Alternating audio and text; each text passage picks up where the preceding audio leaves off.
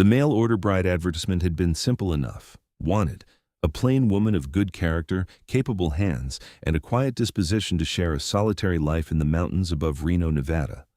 Caleb Vaughn folded the letter in his calloused hands, standing on the train platform in late September of 1878, expecting a woman as unremarkable as the words he had penned 3 months prior, a woman who would ask nothing of him but shelter and food, who would let him live in the silence he had carved out of the wilderness. Then she stepped off the train. Caleb had seen beautiful women before, in the saloons of Virginia City during his rare trips for supplies, painted and perfumed and practiced in their charms. But Rosalind Jenkins was something else entirely. She wore a simple gray traveling dress that could not hide the curves beneath, her dark auburn hair swept up in a practical style that somehow only emphasized the delicate line of her neck, the elegant bones of her face. When she turned those green eyes on him, searching the sparse crowd on the platform, he felt something stir in his chest that he had thought long dead. She spotted him because he was the only man standing alone, the only one who looked like he belonged more to the mountains than to civilization. At 6 feet 4 inches of solid muscle, with shoulder-length dark hair and a beard he kept trimmed just enough to be respectable, Caleb knew he cut an imposing figure. He saw her swallow, saw her grip tighten on the small carpetbag she carried, but she walked toward him with her chin up. "Mr. Vaughn." Her voice was softer than he expected, with an accent that spoke of education, of a life far different from what awaited her in his cabin. "Miss Jenkins." He touched the brim of his hat, unable to take his eyes off her face. This was wrong. This was all wrong. He had wanted plain, had specifically requested plain, because beauty demanded things from a man. Beauty made a man want things he had no right to want. "I have a wagon waiting," she nodded, and he reached for her bag. When his fingers brushed hers, he pulled back as though burned. He saw her eyes widen slightly, saw a flush creep up her cheeks, and he knew with a sinking certainty that this arrangement was doomed before it began. The wagon ride up into the mountains took 3 hours, and for the first hour neither of them spoke. Caleb kept his eyes on the rutted trail, on the horses, on anything but the woman sitting beside him. She smelled like lavender, and something else, something sweet that made him think of spring meadows and things he had given up hoping for. "The advertisement said you had a cabin," Rosalind finally said, her voice cutting through the sound of hooves and wheels. "How far into the mountains?" "Far enough that you will not see another soul unless you want to." He kept his voice gruff, trying to establish the boundaries he needed. "I trap and hunt, take pelts down to Reno 4 times a year. It is a hard life, Miss Jenkins. Lonely. I would not have answered the advertisement if I wanted an easy life, Mr. Vaughn." He glanced at her then, saw the set of her jaw, the determined look in those impossible eyes. "Why did you answer it? A woman who looks like you could have had her pick of men." The words were out before he could stop them, and he cursed himself for his lack of discipline. She turned to look at him fully, and he felt the weight of her gaze like a physical thing. "Because those men wanted a woman who looked like me, not a woman who could think for herself or speak her mind or read books." Her voice held a bitterness that surprised him. "Because in Boston, beauty is another kind of cage, Mr. Vaughn. I wanted freedom, even if it meant hard work and solitude. Boston." That explained the accent, the bearing, the education he heard in her carefully chosen words. "What did you leave behind?" "A father who gambled away every penny we had and tried to marry me off to pay his debts. A city that suffocated me. A life that felt like dying slowly." She looked back at the trail ahead. "I am stronger than I look, Mr. Vaughn. I can work. I can learn. I will not be a burden to you." Caleb said nothing, because what could he say? That he believed her? That her strength was evident in every line of her posture, in the way she had not flinched when she saw him, in the way she spoke without simpering or false modesty? That he was terrified of what her strength would do to him? The cabin appeared as they rounded a bend in the trail, nestled in a clearing with tall pines all around and a creek running nearby. It was larger than most mountain cabins, 2 rooms instead of 1, built with solid logs and a stone chimney that Caleb had constructed himself over 2 winters. He had been proud of it once, of the life he had built here in solitude after the war had taken everything from him. Now, seeing it through her eyes, he wondered if she saw only primitive isolation. "It is beautiful," Rosalind said quietly, and he heard genuine wonder in her voice. "I've never seen anything so beautiful." He pulled the wagon to a stop, set the brake, and climbed down. When he reached up to help her down, she placed her hands on his shoulders without hesitation. He gripped her waist, felt the warmth of her through the fabric of her dress, and lifted her to the ground. For a moment they stood there, too close, her face tilted up to his, and he saw something flicker in her eyes that made his blood heat. Then she stepped back, smoothed her skirts, and reached for her bag. "Leave it," he said, his voice rougher than he intended. "I will bring everything inside. You should see the cabin first." He led her up the 2 steps to the porch he had built last summer, pushed open the heavy door. The main room held a stone fireplace, a table and 2 chairs he had made himself, shelves along one wall, and a small kitchen area with a cast-iron stove he had hauled up from Reno, piece by piece. The second room was where he slept, though he had planned to give it to her and take the main room for himself. Rosalind walked slowly through the space, running her hand along the smooth wood of the table, examining the shelves with their few books and supplies, peering into the bedroom at the large bed covered with furs and quilts. "You built this yourself?" "Most of it. The stove I bought. The bed frame." He stood in the doorway, watching her explore his sanctuary, feeling exposed in a way he had not felt since the war. "It is not much." "It is everything," she said, turning to face him. "It is honest work and solid walls and clean air. It is more than I hoped for." He wanted to tell her that she deserved more, that a woman like her should have silk and servants and a proper house in town with neighbors and society. Instead, he said, "You will have the bedroom. I will sleep out here. We will be married in Reno when I go down for supplies next month. Until then, we will live as we are, separate." Something flickered across her face, something that might have been disappointment, but she nodded. "As you wish, Mr. Vaughn." "Caleb," he heard himself say. "You should call me Caleb." "Rosalind," she replied, and the way she said her own name with quiet dignity made him want to hear it again and again from her lips. The first weeks passed in a strange dance of proximity and distance. Caleb showed Rosalind how to work the pump for water, how to bank the fire at night where he kept the supplies, and how to ration them for the long winter ahead. She proved herself capable beyond his expectations, learning quickly, working without complaint, transforming the cabin from a bachelor's rough shelter into something that felt dangerously close to a home. She cooked meals that made him remember his mother's kitchen before the war, before everything had turned to ash and blood. She washed clothes in the creek and hung them to dry in the mountain sun. She swept the floors and organized the supplies and asked intelligent questions about trapping and hunting and surviving in the wilderness. And every moment she was there, Caleb felt his carefully constructed walls beginning to crumble.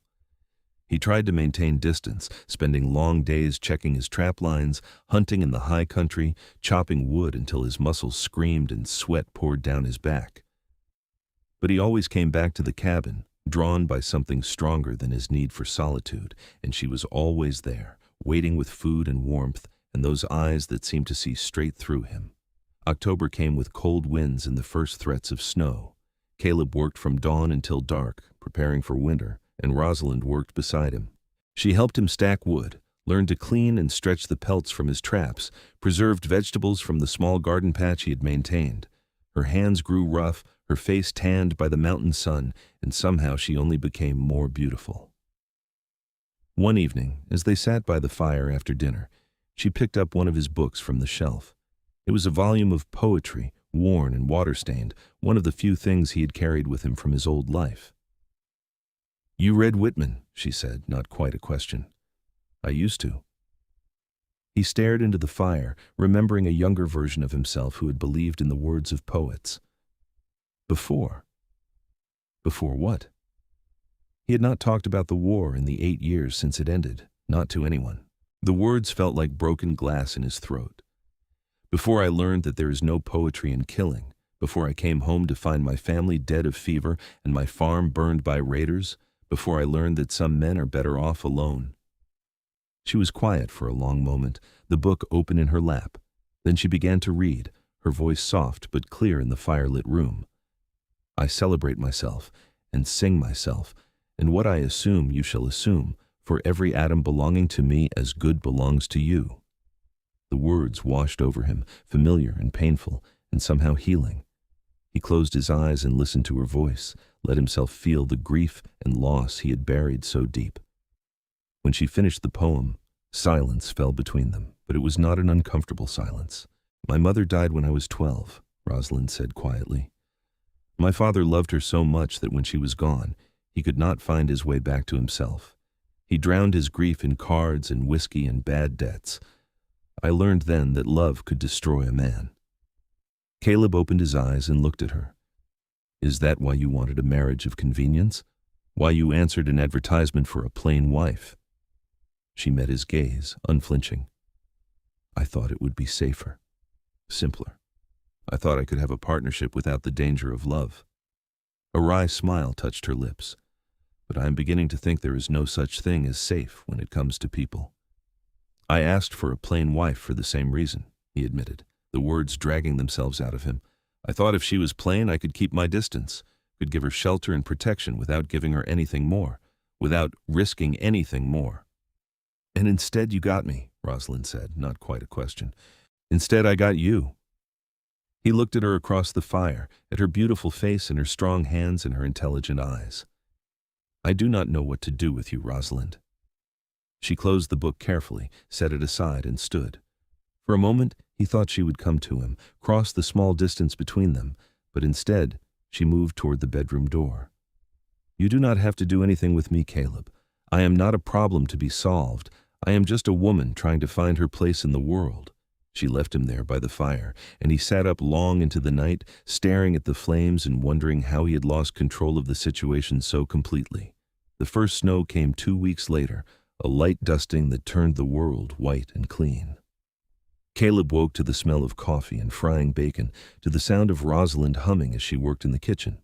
He lay in his bedroll by the fire for a moment, letting himself pretend that this was his life, that he had a right to this warmth and companionship. Then he got up, dressed, and prepared for another day of fighting the desire that burned in him whenever she was near. But the snow changed things. Trapped closer together by the weather, unable to spend as many hours outside, they found themselves talking more, sharing more. Rosalind told him about growing up in Boston, about her mother's garden and her father's fall from grace, about the books she had read and the dreams she had nurtured. Caleb found himself telling her about his family, about the farm he had loved, about the war, and what it had taken from him. "I killed men," he said one night, the words rough and low. "I killed them, and I was good at it, too good. When I came back, I could not stand to be around people anymore. I could not stand the noise and the crowds and the questions. I just wanted silence." "And now?" Rosalind was mending one of his shirts, her needle flashing in the firelight. "Now I have silence," he said, "except for you." She looked up at him, her eyes searching his face. "Am I too much noise for you, Caleb?" He should have said yes, should have reinforced the walls, maintained the distance. Instead, he said, "You are the only sound I want to hear." The needle stilled in her hands. The air between them felt charged, heavy with unspoken things. Then she went back to her mending, but he saw the small smile that curved her lips, and he knew that something had shifted between them, something he could not take back. November brought heavier snows and shorter days. They fell into a routine that felt dangerously domestic. Caleb would wake first, build up the fire, make coffee. Rosalind would emerge from the bedroom, her hair loose around her shoulders, and cook breakfast while he went out to check the traps close to the cabin. They would work together during the day, maintaining the cabin, preparing food, doing the endless tasks that kept them alive in the wilderness. In the evenings, they would sit by the fire, sometimes talking, sometimes reading, sometimes just existing in comfortable silence. He learned her habits, her preferences, the way she twisted a strand of hair around her finger when she was thinking, the way she hummed when she was content, the way she tilted her head when she was listening intently. He learned that she was afraid of spiders, but not of bears, that she could not carry a tune but loved to sing anyway, that she read poetry when she was sad and philosophy when she was restless. And he learned that he was falling in love with her, despite every promise he had made to himself. It terrified him, this feeling growing in his chest. He had wanted peace, had wanted simplicity, had wanted a life without the complications of desire and need and vulnerability. Instead, he had a woman who challenged him, who saw through his defenses, who made him want things he had thought burned out of him. One evening in late November, a blizzard hit the mountains without warning. Caleb had been out checking his furthest trap line, and by the time he started back to the cabin, the snow was falling so thick he could barely see 5 feet in front of him. The wind howled like a living thing, driving ice crystals into his face, stealing his breath. He had survived winters in these mountains for 8 years, knew the trails like he knew his own heartbeat, but the whiteout was complete and disorienting. He pushed forward, using instinct and memory, his body beginning to numb from the cold. He thought of the cabin, of the fire, of Rosalind waiting there, and it drove him forward when his muscles wanted to give up. When he finally stumbled onto the porch, he was shaking so hard he could barely work the door latch. It flew open before he could manage it, and Rosalind was there, her face white with fear, her hands reaching for him. "Caleb, oh God, I thought you were not coming back. I thought you were lost out there." She pulled him inside, slammed the door against the wind, started stripping off his frozen coat with urgent hands. "You're freezing, your lips are blue. Come to the fire, come now." He let her lead him to the hearth, let her pull off his boots and his wet shirt, too cold and exhausted to protest. She wrapped him in blankets, knelt beside him, chafing his hands between hers. "I was worried," she said, her voice shaking. "I was so worried. You have been gone since dawn, and when the storm hit, I kept watching for you, and you did not come, and I thought—" She stopped, pressed his hands against her cheek. "I thought I had lost you." The fear in her voice, the tears in her eyes, the way she touched him like he was precious, it broke something in him. He reached up with one trembling hand and cupped her face, his thumb brushing away a tear.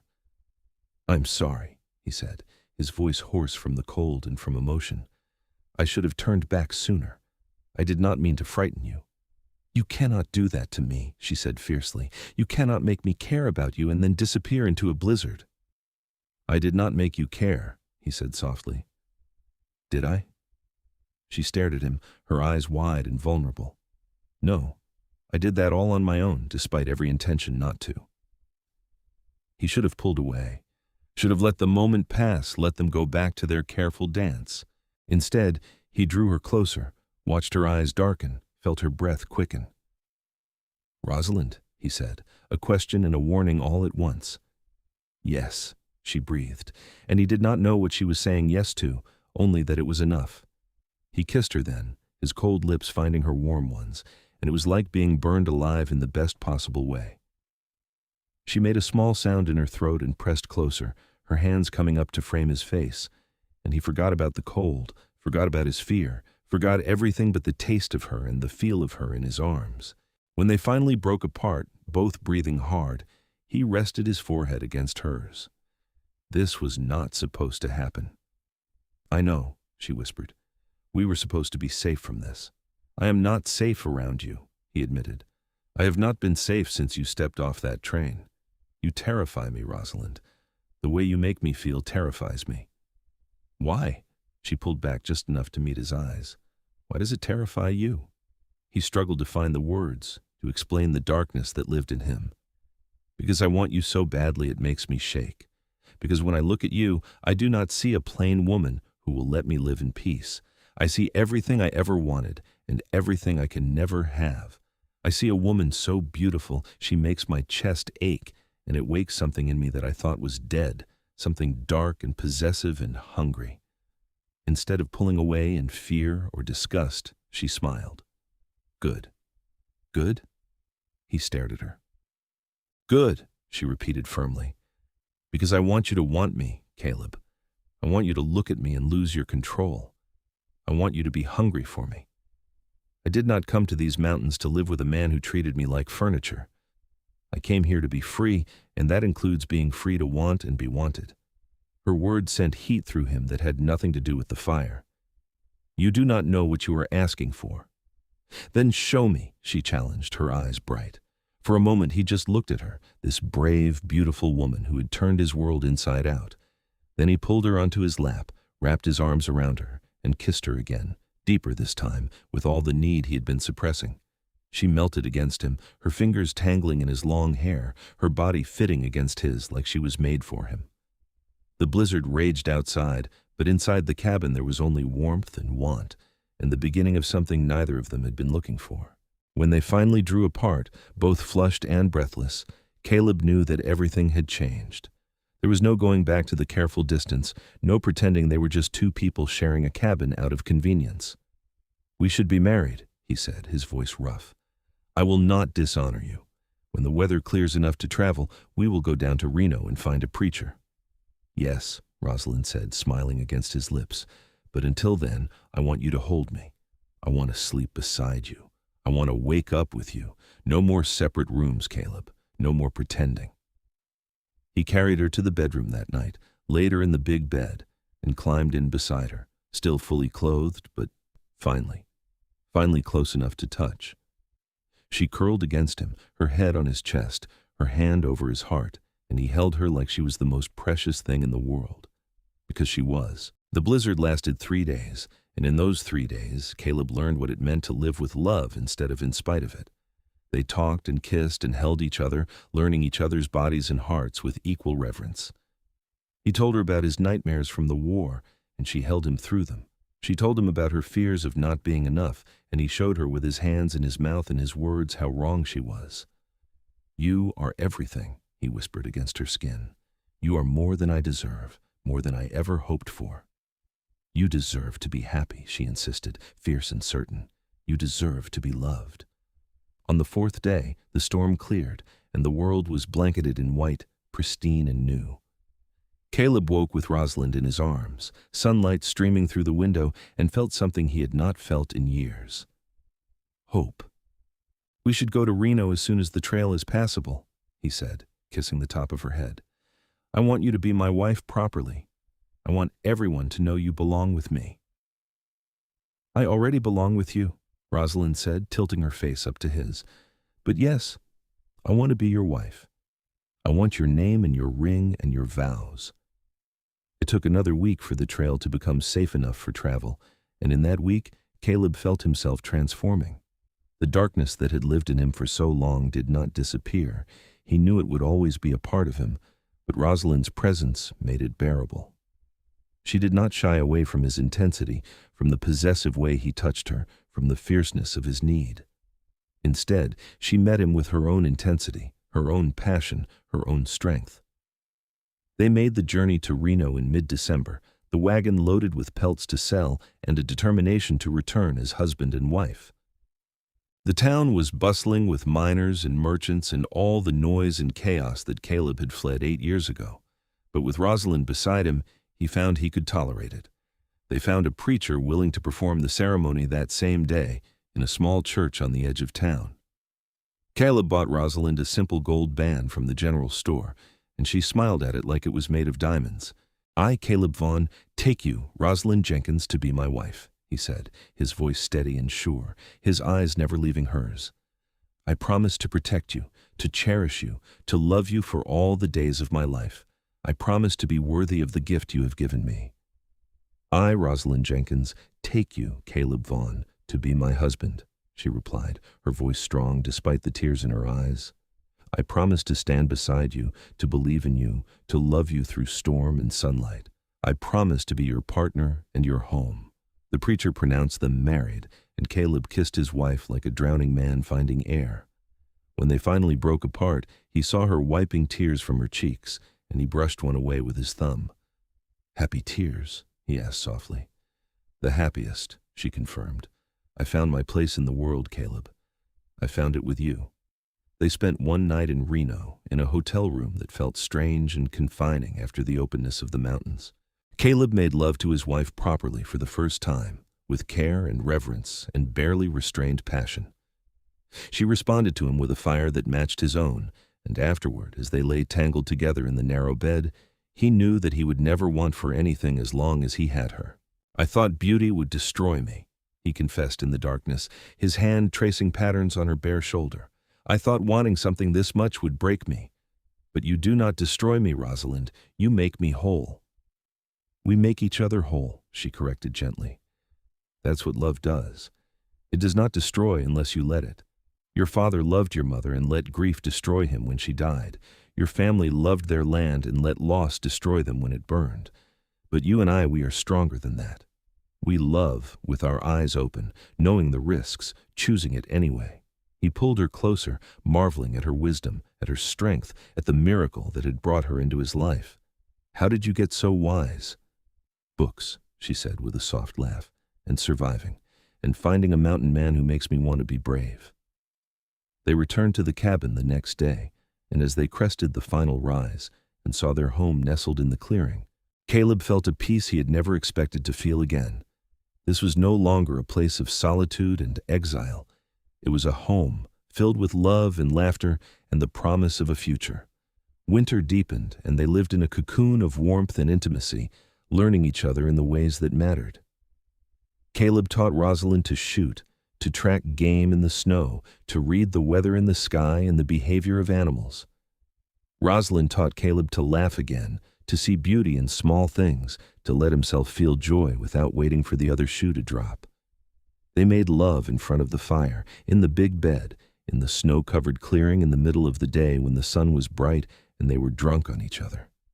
He could not get enough of her, the taste of her skin, the sounds she made, the way she looked at him like he was everything. I wanted a plain wife for peace, he said one night, his hand splayed possessively over her stomach. Instead, I got a beautiful wife who turned my world upside down. I cannot decide if fate was cruel or kind. Kind, Rosalind said firmly. We are exactly what each other needed, even if we did not know it. January came, brutal and cold, but they weathered it together. February brought a break in the weather, and Caleb made the trip down to Reno for supplies, unwilling to leave Rosalind for more than the 2 days it took to get there and back. She greeted his return with such joy that he found himself grinning like a fool, something he had not done in more years than he could count. March brought the first hints of spring, and with it, a realization that made Rosalind both nervous and ecstatic. Caleb, she said one morning as he was preparing to check his trap lines, I think I might be with child. He went very still, his hand frozen on the door latch. Then he turned slowly to face her, his eyes searching hers. Are you certain? Not certain, she admitted. But I'm late and I have been feeling strange in the mornings, and I think it is possible. He crossed the room in 3 long strides and pulled her into his arms, holding her so tightly she gasped. A child, he breathed against her hair. Our child. Are you happy? She asked, her voice muffled against his chest. I know we have only been married a few months, and I know it is soon. Happy? He pulled back just enough to look at her face, cupping it between his large hands. Rosalind, I am beyond happy. I am terrified and amazed and so grateful I can barely breathe. You have given me everything, a home, love, a reason to live, and now you are giving me a family. She smiled through tears. We are giving each other a family. He kissed her then, soft and reverent, and felt the last of his darkness recede. There would still be hard days, still be nightmares and memories and the weight of what he had survived, but he would face them with her beside him, with their child in her belly, with a future that suddenly seemed bright instead of empty. As spring truly arrived, transforming the mountains into a riot of wildflowers and new life, Rosalind bloomed alongside it. Her belly rounded, her face glowed, and Caleb found himself more in love with her every day. He was fiercely protective, barely letting her lift anything heavy, constantly worried about her well-being. I am pregnant, not fragile, she protested one day, laughing as he took a bucket of water from her hands. You're carrying the most precious thing in the world, he replied stubbornly. I will not take chances. She stood on her toes and kissed his bearded cheek. You're going to be an impossible father. Probably, he agreed without shame. In May, Caleb made the decision to add another room onto the cabin, a nursery for their child. He worked through the warm spring days, his muscles straining as he cut timber and fitted logs, and Rosalind sat nearby, mending baby clothes she had sewn from fabric he had bought in Reno. They talked about names, about the future, about what kind of life they would build for their child. I want our child to know both worlds, Rosalind said one evening, watching the sunset paint the sky orange and pink.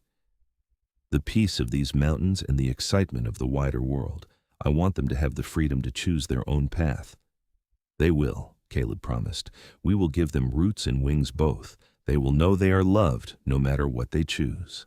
One afternoon in June, while Caleb was working on the nursery, a rider appeared in the clearing. It was the first visitor they had had since Rosalind arrived the previous September, and Caleb immediately positioned himself between the stranger and his pregnant wife. The rider was a young man, maybe 25, with a marshal's badge pinned to his vest. "Mr. Vaughn. Caleb Vaughn?" "I am," Caleb said warily. "What is your business here, Marshal?"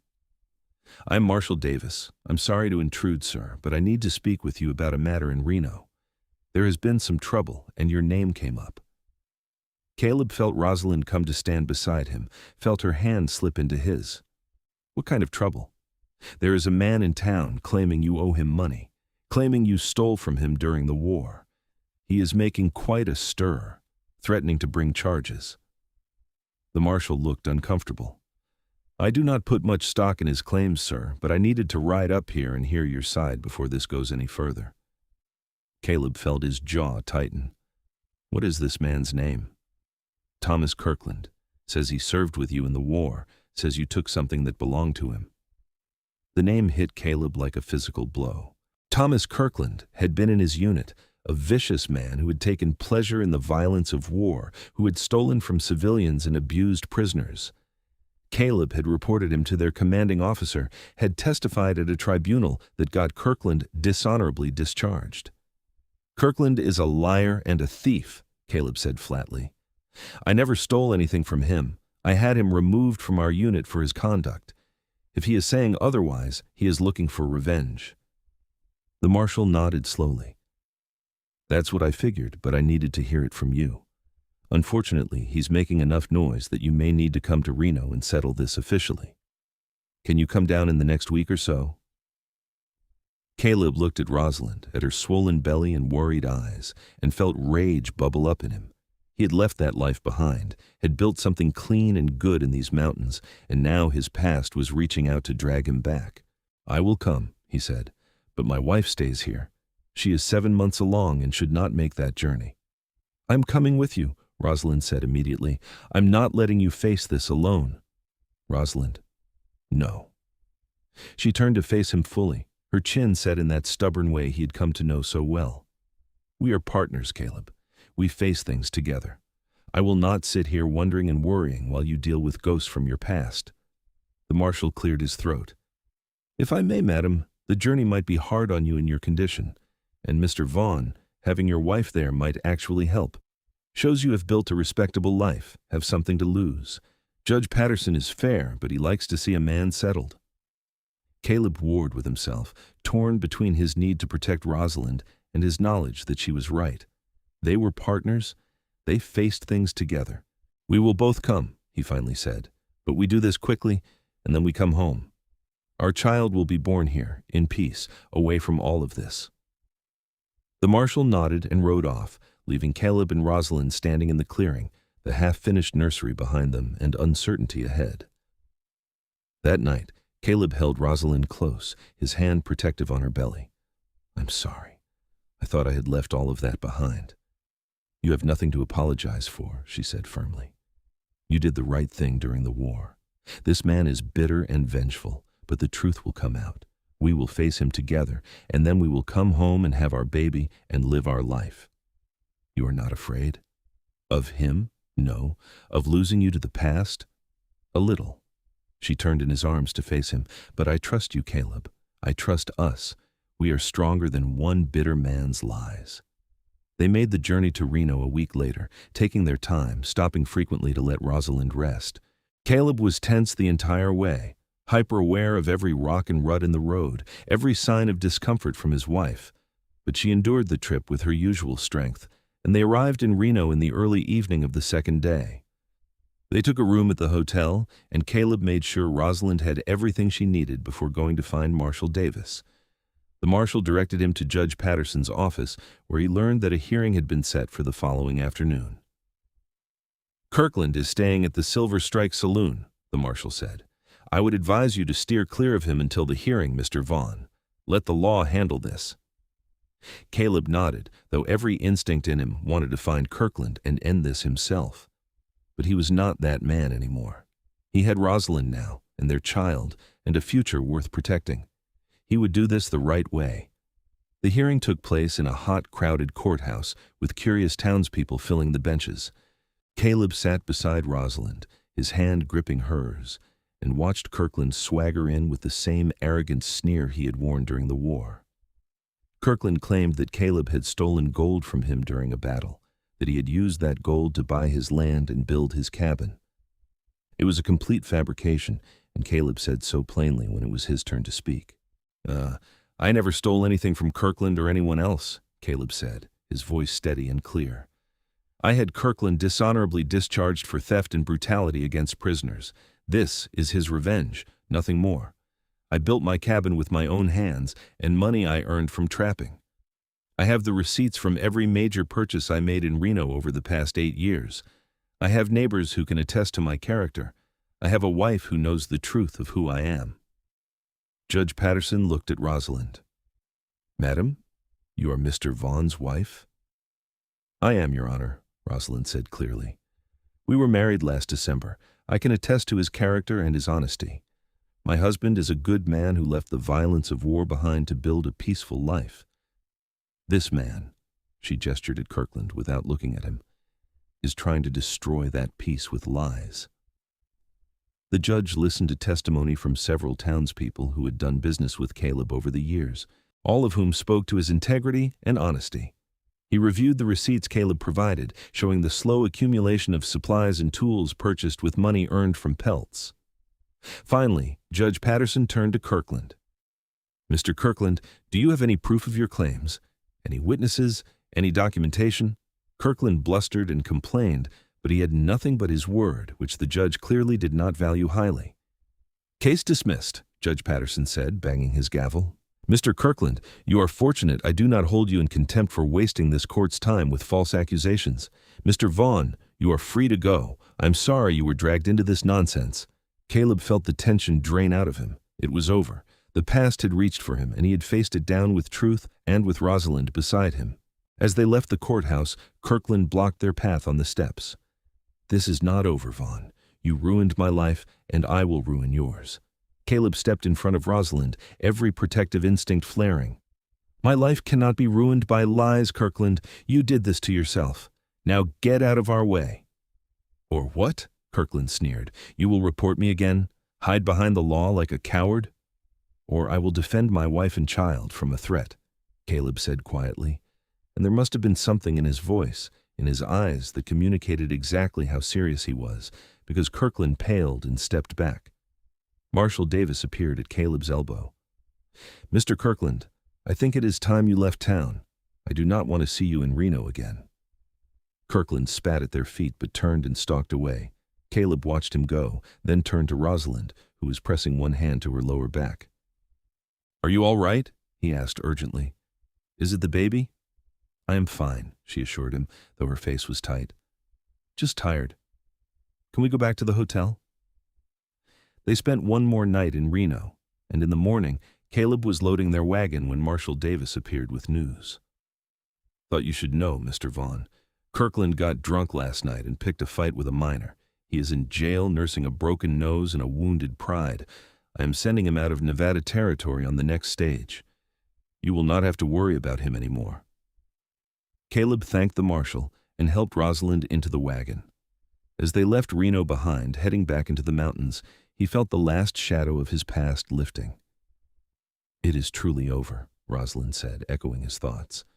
"We can go home now." "Home," Caleb repeated, and the word felt right in a way it never had before. They arrived back at the cabin in the late afternoon, and Rosalind sighed with relief as Caleb helped her down from the wagon. "I'm so glad to be home. I never want to leave here again." "You will not have to," he promised. "This is where we belong." July passed in a haze of heat and preparation.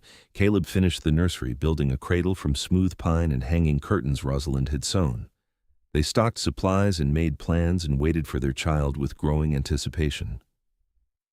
In early August, on a night when the moon was full and bright, Rosalind woke Caleb with a hand on his shoulder. "It is time," she said quietly. "The baby is coming." Caleb had faced down enemy soldiers, survived blizzards and wild animals, built a life from nothing in the wilderness, but nothing had prepared him for the terror of watching his wife labor to bring their child into the world. He boiled water and brought clean cloths and held her hand and felt completely useless. "You are doing so well," he kept saying. "You are so strong, Rosalind. I am here. I am right here." "I know," she gasped between contractions. "I know you are. I love you." "I love you," he replied fiercely. "I love you so much." The labor was long and difficult, lasting through the night and into the next day. Caleb stayed with her every moment, supporting her, encouraging her, awed by her strength and courage. Finally, as the sun was setting on the second day, their daughter was born, entering the world with a lusty cry that filled the cabin. "A girl," Caleb said, his voice breaking as he looked at the tiny, perfect creature in his arms. "We have a daughter." Rosalind, exhausted but glowing, reached for the baby. Caleb placed their daughter gently in her arms and sat beside them on the bed, his arm around his wife, looking down at the miracle they had created. She is beautiful," Rosalind whispered, tears streaming down her face. "She is perfect." "Like her mother," Caleb said, kissing Rosalind's temple. "What should we name her?" They had discussed names for months but had never quite decided.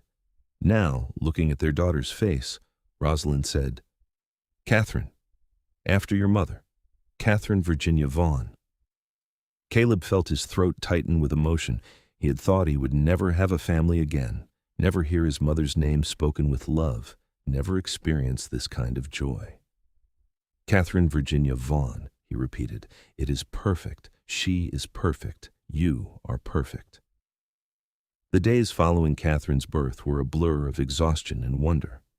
Caleb discovered that he was completely unprepared for the intensity of his love for this tiny person, for the fierce protectiveness that surged through him every time he held her. He had thought he understood love when he married Rosalind, but this was different, deeper somehow, a love that made him understand why men built empires and fought wars. Rosalind recovered slowly, her body healing from the ordeal of birth, and Caleb took over every other task, cooking and cleaning and caring for both his wife and daughter with clumsy but devoted efficiency. "You are a natural father," Rosalind said one evening, watching him rock Catherine to sleep with infinite gentleness.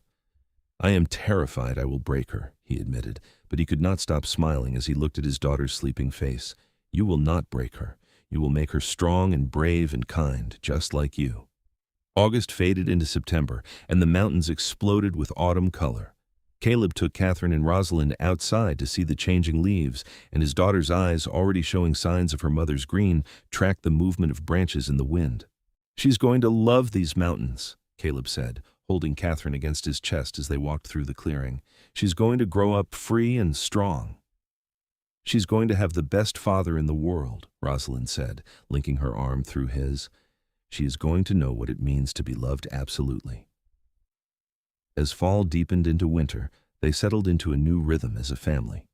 Catherine grew and changed almost daily, and Caleb documented every milestone with the devotion of a man who had never expected to have such blessings.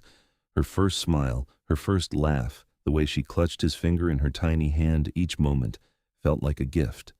On a crisp October evening, as they sat by the fire with Catherine sleeping in her cradle nearby, Rosalind turned to Caleb with a serious expression. "I want you to know something," she said quietly. "I want you to know that I am happy. Completely, utterly happy. This life we have built, this family, it is everything I never knew I wanted." Caleb pulled her close, breathing in the scent of her hair, feeling the solid warmth of her against him. "I wanted a plain wife for peace," he said, repeating the words that had become something of a private joke between them. "I thought beauty would destroy me, thought desire was a weakness I could not afford." "And instead?" Rosalind prompted, smiling. "Instead, I learned that love is not a weakness, that beauty does not destroy, it transforms. You transformed me, Rosalind. You took a man who was hiding from life and taught him how to live again. You awakened something in me that I thought was dead, something I was afraid of. But you showed me that darkness and light can coexist, that I can be both the man who survived terrible things and the man who loves with his whole heart." "We saved each other," Rosalind said softly. I was drowning in Boston, suffocating under the weight of expectations and my father's failures. I thought I wanted simplicity, but I needed you. I needed your strength and your honesty and your fierce, protective love. I needed to know that I could be myself, all of myself, and be loved for it. They sat in comfortable silence for a while, watching the fire, listening to their daughter's soft breathing. Then Caleb spoke again. I want more children, he said. I want to fill this cabin with laughter and love. I want to build onto it again and again, adding rooms as our family grows. I want to spend the rest of my life with you, building something beautiful out of the broken pieces we both brought to this place. Yes, Rosalind said simply. Yes to all of it. Yes to more children and more years and more love. Yes to this life we are building together.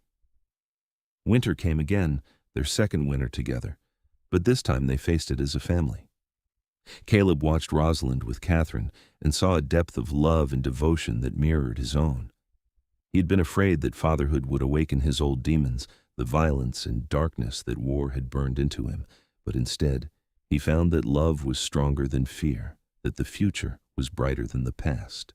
One snowy evening in January, as Catherine was sleeping and Rosalind was knitting by the fire, Caleb picked up his old volume of Whitman and began to read aloud. I exist as I am, that's enough, he read, his voice deep and steady. If no other in the world be aware, I sit content, and if each and all be aware, I sit content. Rosalind looked up from her knitting, her eyes bright with unshed tears. That's how I feel, she said, content, complete, like I've finally found where I belong. You belong with me, Caleb said, closing the book and setting it aside. You belong in these mountains, in this cabin, in my arms. You belong with Catherine and with whatever other children we might have. You belong in this life we have built from nothing but hope and love. She set aside her knitting and came to sit in his lap, a habit she had developed early in their marriage and never abandoned. He wrapped his arms around her, holding her close, and they sat together in the firelight, two people who had found each other against all odds. Spring came again, bringing Catherine's first birthday and news that Rosalind was pregnant with their second child. Summer brought long days of work and play, with Catherine taking her first steps in the mountain meadow and Rosalind's belly growing round again. A boy this time, Rosalind predicted, her hand on her stomach. I can feel it. Boy or girl, they will be loved, Caleb said, kneeling in the grass beside Catherine, who was attempting to catch a butterfly. They will have Catherine as a sister and these mountains as their playground. They will have parents who love them and each other. In late December, on a night very similar to the one when Catherine was born, their son came into the world. They named him James, after Rosalind's maternal grandfather, and he had his father's dark hair and his mother's expressive eyes. Two, Caleb said wonderingly, holding James while Catherine slept in her small bed in the nursery. We have 2 children, Rosalind, 2 beautiful, perfect children. And possibly more to come, Rosalind said with a tired but happy smile, if you want them. I want everything with you, he replied honestly. Every child, every year, every moment. I want to grow old with you in these mountains, watching our children grow and possibly watching their children someday. I want a legacy of love to replace the legacy of violence I carried for so long. The years that followed were full and rich and occasionally challenging, but always marked by love. Catherine grew into a bright, fearless child who followed her father on his trap lines and read poetry with her mother by the fire. James was quieter, more thoughtful, but with a stubborn determination that reminded Caleb of Rosalind. 2 more children came in the following years, twin girls they named Sarah and Grace, who brought chaos and joy in equal measure. Caleb expanded the cabin again and again, until it was no longer a mountain man's rough shelter, but a proper home, warm and sturdy and filled with laughter. On their 10th wedding anniversary, Caleb took Rosalind up to a high meadow he had discovered years ago, leaving the 4 children in the capable care of a neighbor woman who had become a friend. They spread a blanket in the mountain grass and looked out over the valley below, the town of Reno just visible in the distance. Do you ever regret it? Caleb asked, his arm around Rosalind's shoulders. Answering that advertisement, coming to the wilderness with a stranger? Never, Rosalind said firmly, not once. Do you regret writing it, asking for a plain wife? Only because I got so much more than I asked for, he replied, kissing her temple. I got beauty and strength and intelligence and fire. I got a partner and a lover and the mother of my children. I got everything I thought I did not deserve. You deserve it all, she said fiercely. You deserve happiness, Caleb. You always did.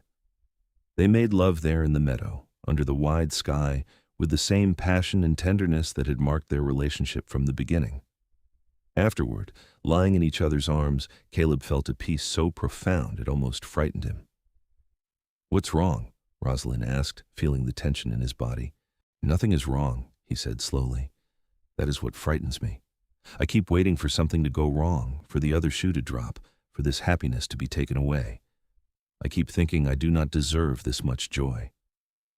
Rosalind rose up on one elbow to look at him seriously. Listen to me, Caleb Vaughn.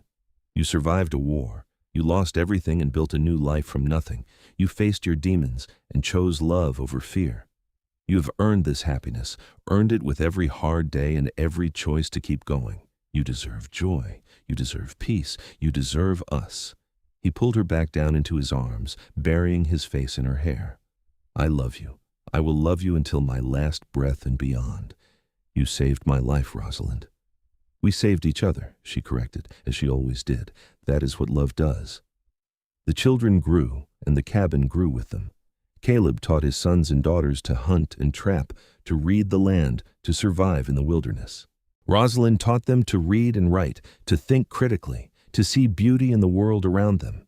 Together, they raised children who were strong and kind, who knew they were loved, who understood that home was not just a place, but the people you chose to build a life with. Catherine, when she was 16, asked her father why he had left civilization to live in the mountains. They were checking trap lines together, father and daughter moving through the forest with practiced ease. Caleb considered the question carefully before answering. I thought I was leaving civilization because I could not handle people anymore, he said honestly. Because the war had broken something in me that I did not know how to fix, but I was really running away from myself, from the guilt and pain I carried. I thought solitude would bring me peace. Did it? Catherine asked. No, your mother did. She showed me that peace does not come from running away. It comes from facing yourself, your demons, your fears, and choosing to love anyway. It comes from building something instead of hiding from something. You and Mama have the kind of love people write stories about, Catherine said, a hint of envy in her voice. How did you know she was the one? Caleb smiled, remembering the day Rosalind stepped off the train, the way she had turned his carefully ordered world upside down. I knew because she terrified me, because she made me want things I thought I did not deserve, because she saw straight through all my defenses and loved me anyway. Real love is not convenient or comfortable, Catherine. Real love challenges you to be better, to be braver, to be more than you thought you could be. I want that someday, Catherine said softly. I want someone to love me the way you love Mama. You will find it, Caleb assured her, and when you do, you will know, because it will feel like coming home and jumping off a cliff at the same time. Years continued to pass, marked by harvests and snowfalls, by children growing and leaving and sometimes returning, by the slow, steady accumulation of a life well lived. Caleb's hair turned gray, then white, and his body bore the marks of a life of hard work in the mountains. But his love for Rosalind never diminished, never faded, never became routine. On their 25th anniversary, their children threw them a celebration, and neighbors came from miles around to honor the couple who had become something of a legend in the area. The mountain man and his beautiful wife, who had found each other through a simple advertisement and built a love that endured. Speech, someone called, and Caleb found himself standing in front of a crowd of people who had become friends and family over the years. He looked at Rosalind, at her face still beautiful to him despite the lines time had etched there, at her eyes still bright with intelligence and humor, at her smile that still made his heart race. 25 years ago, he began, his voice still strong despite his age. I wrote an advertisement for a wife. I asked for a plain woman, someone who would not ask too much of me, who would let me live in peace and silence. I thought I had earned the right to hide from the world, to live out my days alone. He paused, saw Rosalind's eyes twinkling with amusement, and continued. Instead, I got Rosalind. Beautiful, brilliant, fierce Rosalind, who refused to let me hide, who challenged me every day to be better than I thought I could be. She awakened parts of me I thought were dead. She taught me that love is not a weakness, but the greatest strength we have. She gave me children and laughter and a reason to face each day with joy instead of just endurance. He moved to stand beside her, taking her hand in his. I wanted a plain wife for peace. Instead, I got a beautiful wife who gave me purpose. I got passion and partnership and a love that has sustained me through every trial and every triumph. I got everything I never knew I needed, everything I was too afraid to hope for. He looked directly at Rosalind now, speaking only to her despite the crowd around them. You saved my life, Rosalind Vaughn. You took a broken man and made him whole. You took darkness and filled it with light. You took fear and turned it into love. And I thank God every day that you answered that advertisement, that you were brave enough to come to these mountains, that you loved me when I barely knew how to love myself. Rosalind stood and kissed him, not caring about the crowd, and he wrapped his arms around her like he had 1,000 times before, like he would 1,000 times more, because this was what love was. Not a moment of passion that faded, but a choice made again and again, day after day, year after year, to stand beside someone through everything life brought. I love you, she whispered against his lips, for 25 years and for however many more we have. I love you, Caleb Vaughn, with everything I am. And I love you, Rosalind Vaughn, with everything I was, everything I am, and everything I will be. The celebration continued long into the night, but eventually they found themselves alone in the cabin that had been their home for so many years, the cabin that had witnessed their love and their struggles, their children's births and their growth as partners and parents. Happy? Caleb asked, a question he had asked her countless times over the years. Deliriously, Rosalind replied, the answer she always gave. You? Beyond measure, he said, pulling her close, beyond anything I ever dreamed possible. They stood together in the firelight, two people who had found each other in the most unlikely way, who had built a life and a love that would endure long after they were gone. Outside, the mountains stood eternal and unchanging, silent witnesses to the story of a man who had wanted peace and found something far more valuable. He had found love in all its messy, complicated, beautiful glory. He had found home, not in solitude, but in partnership. He had found redemption, not through running away, but through learning to love and be loved. The beauty had awakened the mountain man's darkest desire, not for destruction or possession, but for connection, for intimacy, for the courage to hope again. And in that awakening, he had found not darkness, but light, not pain, but healing, not the end of his story, but its true beginning. As they stood together in their mountain home, surrounded by the evidence of a life well lived and deeply loved, Caleb Vaughn understood with perfect clarity that he had received far more than he had ever asked for. He had asked for a plain wife to share his solitude. He had received a beautiful partner who had transformed his solitude into community, his fear into courage, his existence into a life worth living. And he was grateful every single day for the woman who had stepped off a train in Reno, Nevada in September of 1878 and changed everything.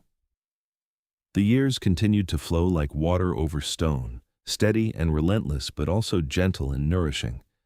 Caleb and Rosalind grew older together, their bodies slowing but their love never diminishing.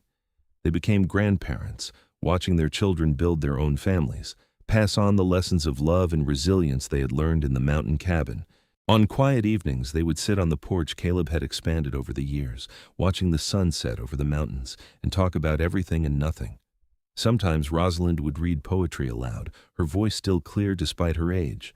Sometimes Caleb would simply hold her hand, marveling that he still got to touch her, to be near her, to share his life with her. "Do you remember the first time you kissed me?" Rosalind asked one evening when they were both well into their 60s. "During the blizzard," Caleb replied immediately. "You had been so frightened that I would not come back, and when I did, half frozen and stupid, you scolded me and cried over me, and then I kissed you because I could not do anything else." "I was so angry with you for scaring me," she said, smiling at the memory, "but also so relieved. I think I knew then that I loved you, even though I had been so determined not to." We were both determined not to, Caleb said. We both thought we could have a marriage without the danger of love. We were fools. The best kind of fools, Rosalind said contentedly. The kind who stumble into happiness despite their best efforts to avoid it. When Caleb was 68 and Rosalind was 64, they made one last trip to Reno together. The town had grown considerably over the decades, barely recognizable from the rough mining town where they had married all those years ago. But the church where they had spoken their vows was still standing, and they went there together, renewing their promises to each other in the same place where they had first made them. I, Caleb Vaughn, take you, Rosalind Jenkins Vaughn, to be my wife, Caleb said, his voice still strong, his eyes still full of love. For all the days that remain to us, I promise to love you, to cherish you, to be grateful for the gift of your presence in my life. I, Rosalind Jenkins Vaughn, take you, Caleb Vaughn, to be my husband, Rosalind replied, tears streaming down her lined face. For all the days that remain to us, I promise to love you, to stand beside you, to be grateful that I answered your advertisement and found my home. They kissed, and it was as sweet as their first kiss, as passionate as any of the kisses they had shared over their decades together. That night, in a hotel room much nicer than the one they had stayed in on their wedding night, Caleb held Rosalind close and spoke words that had been building in him for years. When my time comes, he said quietly, I want you to know that I lived a good life, a full life. I want you to know that you made every day worth living, every moment precious. I want you to know that I would not change a single thing, not even the hard parts, because it all led to you.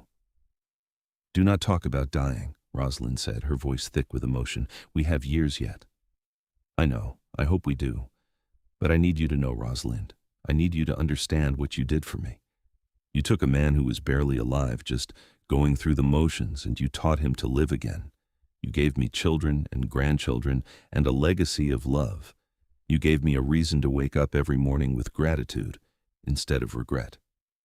She turned in his arms to face him, cupping his bearded face in her hands. You gave me the same gifts, Caleb. You gave me freedom and purpose, and a love so deep I still sometimes cannot believe it is real. You saw me, really saw me. Not just my face, but my heart and mind and soul. You made me brave. They made love that night, slow and tender, a celebration of all they had been to each other and all they still were.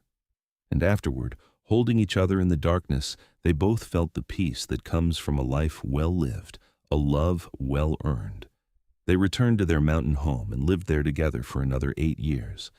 Caleb's body finally began to fail him in his 76th year, his heart growing weak, his movements slow. But his mind remained sharp, and his love for Rosalind never wavered. On a crisp autumn day, with the leaves turning gold and red outside their window and their children and grandchildren gathered in the cabin, Caleb held Rosalind's hand and looked into her eyes one last time. I love you, he said, his voice barely a whisper, but his conviction absolute. From the moment you stepped off that train until this moment and beyond, you are my life, Rosalind. You are my everything. And you are mine, she replied, tears streaming down her face. You will always be mine, Caleb, in this life and whatever comes after. He smiled then, squeezed her hand with what little strength remained, and closed his eyes. He died peacefully, surrounded by love, his last thought of the woman who had transformed his life from a slow death into a glorious adventure. Rosalind lived for 3 more years after Caleb's death, surrounded by her children and grandchildren, sustained by the love they had built together. She spent those years writing down their story, preserving the memory of the mountain man and the beautiful woman who had found each other through a simple advertisement and created something extraordinary. On her last day, sitting in the rocking chair Caleb had made her 40 years earlier, looking out over the mountains they had both loved, Rosalind felt a deep peace settle over her. She had lived a full life, a good life, a life marked by love and purpose and joy. She had no regrets, no wishes for things to have been different. I'm coming, Caleb, she whispered to the empty room, and she could have sworn she heard his voice in reply, welcoming her home. They buried her beside him in the clearing near the cabin under the tall pines they had both loved. Their children erected a simple stone marker with both their names in a single line, They found each other and built a love that lasted forever. And in the years that followed, their story was told and retold, passed down through generations. The story of a man who had wanted a plain wife for peace and found instead a beautiful woman who awakened his heart. The story of a woman who had wanted freedom and found instead a partner who loved her completely. The story of two people who had been broken by life and found healing in each other. Their cabin still stands in the mountains above Reno, maintained by their descendants as a testament to what love can build when given the chance to grow. Visitors come from time to time, drawn by the story, and they stand in the clearing where Caleb and Rosalind are buried and feel the echo of a love so strong it seems to linger in the mountain air. Because that is what real love does. It endures beyond death, beyond years, beyond the limitations of the physical world. It becomes part of the landscape, part of the story we tell ourselves about what is possible when two people choose each other, day after day, through everything life brings. Caleb had wanted a plain wife for peace. He had been afraid of beauty, afraid of desire, afraid of the vulnerability that comes with loving completely. But Rosalind had shown him that true peace does not come from avoiding life's intensity. It comes from embracing it, from allowing yourself to be fully alive, from loving with your whole heart, even when it terrifies you. And in the end, that was the greatest gift they gave each other and the world around them. Not just their individual love story, but the proof that broken people can heal, that fear can be transformed into courage, that the darkest desires can lead to the brightest light when met with honesty and grace. Their love story began with a simple advertisement and a train platform in Nevada. It grew in a cabin in the mountains, sustained by hard work and daily choices and the determination to build something beautiful from the broken pieces they both carried.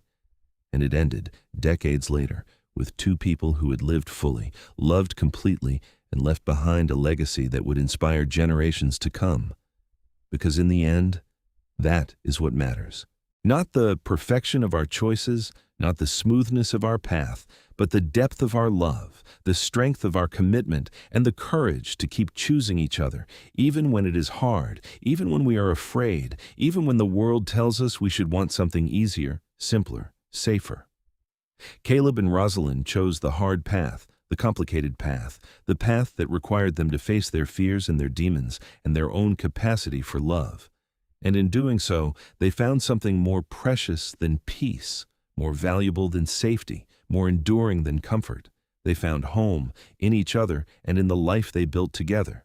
And that home, that love, that choice to be brave enough to want and be wanted, that is what lasted forever.